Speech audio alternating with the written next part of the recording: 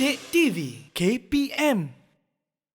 Okey, jadi sebenarnya seperti yang kita dah belajar bahawa nukleus dan kromosom ini sebenarnya memainkan peranan dalam pembahagian sel. Betul. Okey, jadi pembahagian sel ni sebenarnya Akmal, kita ada dua jenis pembahagian sel.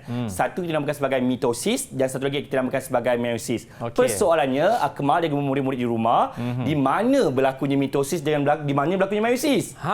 Okey. So mitosis dia berlaku di dalam sel soma, iaitu semua sel badan kecuali sel pembiakan. Maknanya daripada hujung rambut sampai hujung kaki kita namakan sebagai sel soma kecuali sel pembiakan. Di mana sel pembiakan akan berlaku proses meiosis. Okey.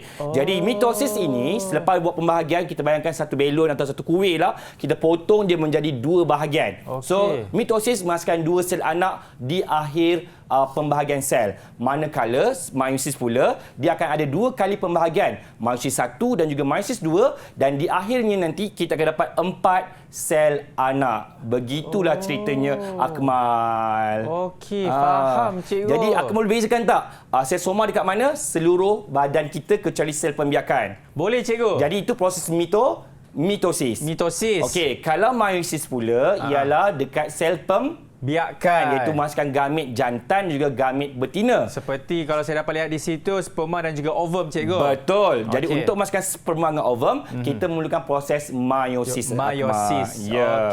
Okey. Kalaulah sering nak bagi contoh lah, kalau katakanlah Akmal main bola tiba jatuh, tangan Akmal cedera, luka kan? Adakah luka Akmal akan terdedah sepanjang hayat Akmal? Tidak cikgu. Dia akan bercantum semula, betul? Betul. Jadi sel-sel yang baru akan terbentuk melalui pembahagian sel. Betul. Soalannya adalah secara mitosis ataupun meiosis, Akmal? Semestinya mitosis. Sebab alasannya? Sebab dia sel soma cikgu. Betul. Iya cikgu. Okey. Kalaulah Akmal begitu yakin tentang mitosis dan meiosis ni, jom kita ke papan uji kita. Ini saya tak yakin lah cikgu. Tak yakin ya? Ya, saya keluar dulu cikgu. Jangan. Okey. Saya kejar. Okey cikgu. Okey, di papan sekarang ini tertera ada beberapa aktiviti dan juga struktur yang ada pada hidupan, sama ada haiwan, manusia ataupun tumbuhan. Okey, dan semua ini akan menjalani proses pembahagian sel, sama ada mitosis ataupun meiosis. Okey, gambar yang pertama itu Akmal ialah orang yang menggunting rambutnya. So selepas kita gunting rambut dia akan panjang semula. Jadi persoalannya, rambut akan mengalami proses pembahagian sel yang mana? Mitosis ke atau meiosis? Semestinya cikgu, detektif Akmal akan memilih mitosis cikgu. Okey, letakkan dan kita cek jawapan. Kerana gunting rambut dia tak ada kena-mena dengan pembiakan cikgu. Semestinya begitulah cara kita fikir, betul? Betul. Jadi rambut kita akan panjang semula, panjang. Kenapa dia panjang? Sebab berlaku pembahagian sel. Betul cikgu. Okey. Alright, gambar yang kedua tu gambar apa ya Akmal? Ini kalau sekali pandang macam COVID-19 cikgu. Bukan. Sekali pandang, dua kali pandang. Ini kan ovum. Betul. Murid-murid dah belajar semasa tingkatan 1 lagi. Betul. So itu ialah kita punya ovum. Jadi ovum ialah sejenis meiosis. Betul. Sebab ianya berlaku dalam organ pembiakan. Betul. Okey. Saya letak So sini dia adalah cikgu. gamit ataupun sel pembiakan. Jadi dia akan melalui proses meiosis. Pandailah. Okey, yang gambar ketiga tu adalah pokok pisang. Di mana pokok pisang ni dia tak ada biji benih. Kita tak tanam pokok gunakan biji benih. Biasanya anak-anak pokok ni akan tumbuh di sebelah pokok induk dia. Macam mana anak-anak pokok dia boleh terbentuk? Kita namakan dia sebagai pembiakan aseks ataupun vegetatif. Agak-agak Akmal lah, mitosis ke atau meiosis yang terlibat dalam proses ini? Ini saya rasa dia agak keliru sikit cikgu. Tapi saya pasti dalam pokok pisang mana ada orang kata sperma dan juga ovum cikgu. Betul, semestinya tak akan ada. Jadi kalau pokok pisang kita akan meletakkan adalah mitosis cikgu. Betul. Alright. Ya, semestinya adalah mitosis. Okey, pembiakan seks juga vegetatif, tidak melibatkan pembentukan gamit macam Akmal kata tadi. Okey, gambar yang keempat. Agak muskil lah. Apa ini itu? mikrofon cikgu. Bukan. Cuba perhati betul-betul. Sperma cikgu. Betul. Semestinya meiosis. Betul. Tak payah tanya pun dah dapat jawapan yang tepat. Wah, pandailah Akmal macam ni. Okey, gambar yang ketiga tu sebenarnya adalah gambar foto Akmal kecil-kecil dulu. Mana cikgu dapat? Adalah rahsia. Jadi dulu Akmal kecil, comel kecil je. Tapi sekarang dah tinggi, dah besar. Sadar pula tu. Kan, detektif pula tu. Okey, jadi macam mana berlaku pertumbuhan dan juga pembesaran badan Akmal ni melibatkan proses apa?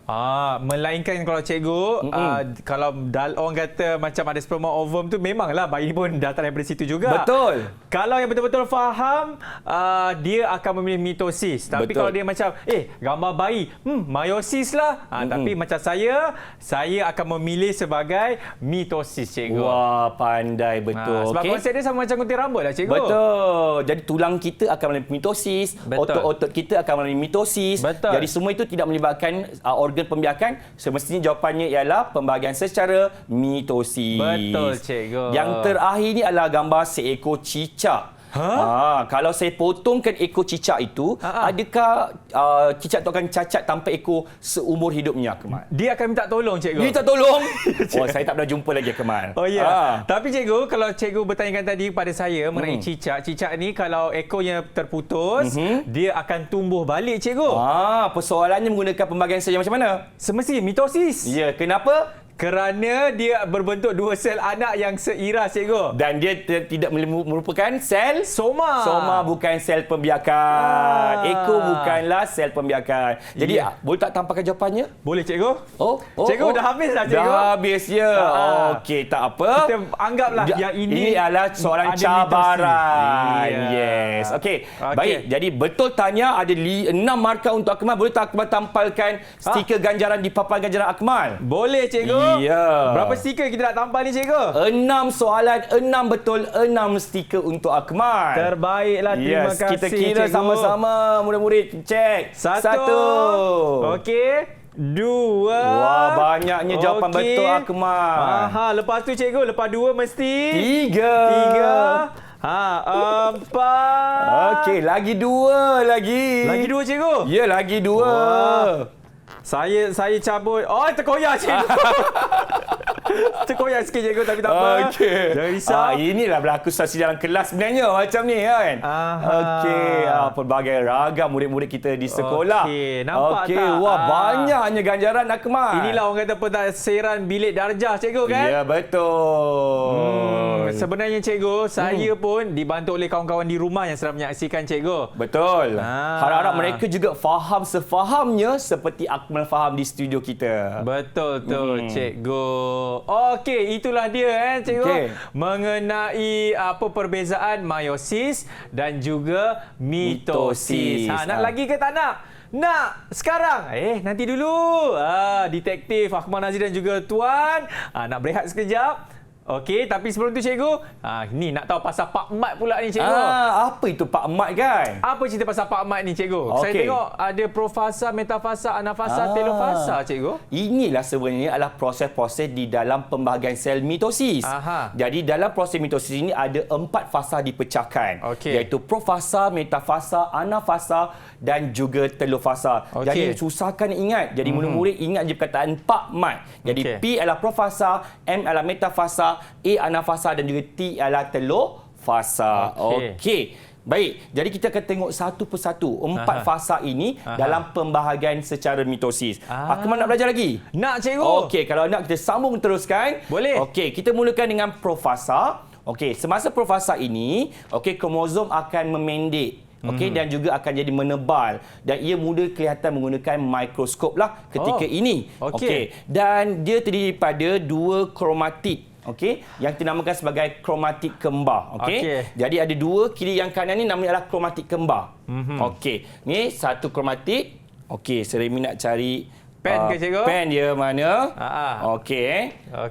Ada pen juga kat situ. Alright, tak apa. Saya tunjuk kat sini je saja. So yang satu ini ialah kromatid, sini adalah kromatid. So gabungan 2 ini kita namakan dia sebagai kromatid kembar. Kromatid kembar, cikgu. Dan kita punya membran nukleus akan mula menghilang. Dan yang ketiga ialah kita punya gentian gelendung mula terbentuk. Itu saja profasa. kita pergi ke seterusnya adalah metafasa. Murid-murid ingat metafasa, ingat huruf M. M dalam bahasa Inggeris ialah middle. Middle. Middle tu maksudnya di tengah-tengah. Betul. Yang kita namakan sebagai sata khatulistiwa. So semasa proses metafasa, kromosom kita ataupun kromatik kembar ini akan tersusun atau beratur pada sata khatulistiwa. Okey. Itu keyword dia lah, cikgu. Ya. Dan gentian gelendung yang terbentuk semasa profasa tadi itu akan melekat pada struktur yang dinamakan sebagai centroma. Tengah-tengah ni dinamakan sebagai centroma. Okey. Baik. Seterusnya ialah proses anafasa. Yang ketiga ialah anafasa. Murid-murid, macam mana kita nak ingat anafasa ini? Murid-murid tolong bayangkan anafasa ni dengan perkataan anak-anak. Anak-anak ni kan suka berlari ke atas, ke bawah, ke kiri, ke kanan, betul? Jadi semasa anafasa ini, murid bayangkan kromatik kembar ini akan berpisah, iaitu akan menuju ke kutub bertentangan. Ada yang ke kiri, ada yang ke kanan. Okey. So semasa ini sentroma akan terpecah kepada dua dan menyebabkan kromatik kembar tadi ini berpisah. Satu akan ke kutub sebelah kiri, satu akan kutub sebelah kanan. Itu sahaja anafasa. Baik, cikgu. Dan yang ketiga ialah telur fasa. Jadi telur fasa ni kita bayangkanlah macam telur ayam lah kan. Sebab kita nak menghasilkan dua anak. Okey, dua sel anak yang baru. Okey, so daripada proses anafasa tadi di mana kromosom ataupun kromatik ini bergerak ke kutub bertentangan, okey, dia dah sampai dekat kutub bertentangan dah. Bila dia sampai sahaja, dia akan mula membina membran nukleus yang baru.